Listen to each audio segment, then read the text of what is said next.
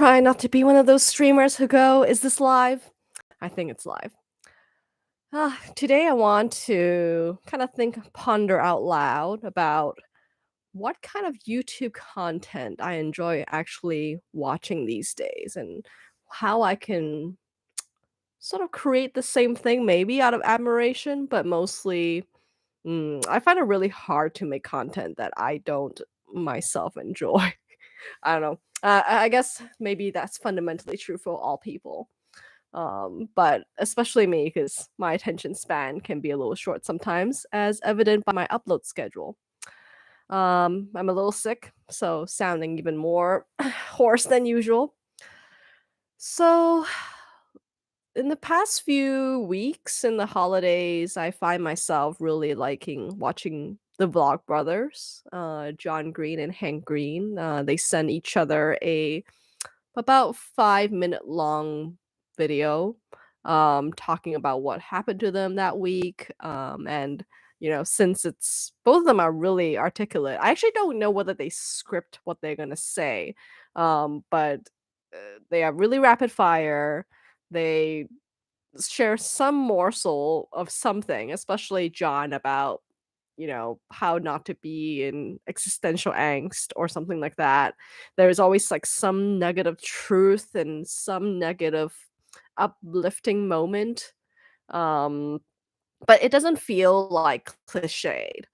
And so for example, this actually may not be a Vlog Brothers, it might be a longer video where he talked about shelling or growing his own cranberry beans and like taking time to shell them and how it's a really laborious process that doesn't really work out financially compared to like buying commercially available groceries, but there is something satisfying about growing your own food, kind of like the ending of Voltaire. Um, and I thought, oh, like that gives me a major boost in my emotional state. It is and it feels nourishing. It doesn't feel like, I just watched not to like a stereotypical YouTube short or reel, Instagram reel, TikTok video where I'll like go through a whole bunch of them. And then at the end of the day, I'm like, wait, I don't feel like I felt like my brain was somewhere else, So I feel like that's the kind of content that I want to be able to create. Like it's something that's poignant in video form on this platform. Um, what else do I like? I also really like certain videos that I think I cannot recreate right now. So for example, Artie Katarina's like home cleaning videos where she finds these ridiculously dirty homes and cleans them all, and it takes her, well, first of all, she has to go there and there's a whole camera setup. It takes like several days, and of course the labor of cleaning the home is quite tricky. So there's those kind of videos that I enjoy consuming, but yet I know that I probably can't go beyond my talking head setup right now just because of my time commitments. And similarly, there's also like Fearless and Far or like Peter with the three P's where they do these like crazy travel documentaries. Oh, and Ava Zubak, of course. All these like are really fantastic travel videos about facing your fears and like, interesting cultures that you can't see normally at home. And I really love watching those too, but those are really extremely high budget.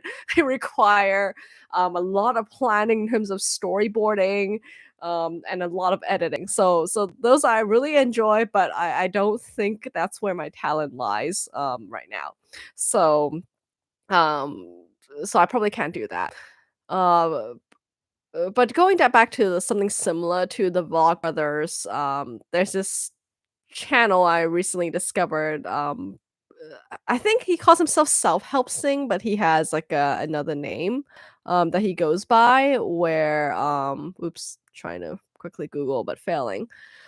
where it's this guy who sits by a river and tells you these like motivational things, but in a very facetious way, where his ending is always like, "You've got to effing chill." Um, I'm realizing that there's these new YouTube rules about not swearing, so I have to censor myself too. So, yeah, I think those kind of videos I also enjoy. So, I'm hoping that like maybe that's closer to what I'll be creating this year. And to talk about what I've been up to since I uploaded my last YouTube video. Um, one thing that I'm trying to figure out how to do a better job of is to be able to have a way for people to follow me along in the various parts of the internet, because every week I write a newsletter on my Substack that's like kristen.substack.com, and that's the consistent thing I do. And actually sometimes I even post embedded videos in there that I don't post on this channel. um, and where else do I exist on the internet? Oh, and Twitter. Twitter is the other place where I'm at Kristen Tweets, and I haven't been as prolific these days too because of the chaotic nature of Twitter now. But I do DM people a lot, and post things occasionally there. Um, and YouTube has been the hardest place for me to be consistent because, there was a time, right, where I was, like, going for all these minimalist themed, videos and extreme minimalist, themed videos, but it's actually, like, the one thing that I don't really talk about in my other platforms as much. Not that, like, I don't want to, it's, like, thematically, it felt like a little bit, um different. Because in the other places, I talk more about writing, meditation, chaplaincy, and all these other things that are actually more central part of my life.